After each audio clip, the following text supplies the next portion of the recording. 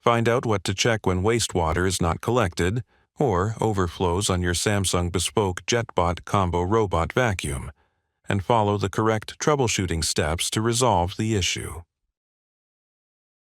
Please be aware that this robot vacuum uses water only.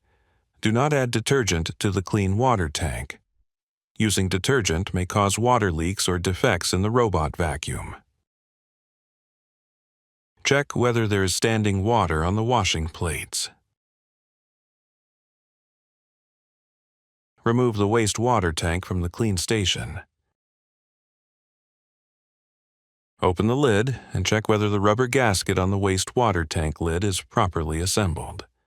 If the gasket is misaligned, the tank will not seal properly, which can prevent suction of wastewater from the washing plates.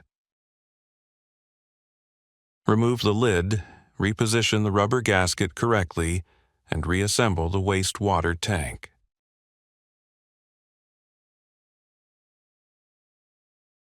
Close the lid completely until it clicks. Then place the tank back into its position in the clean station. Start a cleaning cycle from your SmartThings app. Select Menu, then set the cleaning type to Vacuum plus Mop or Mop mode. Check whether the standing water is removed from the washing plates.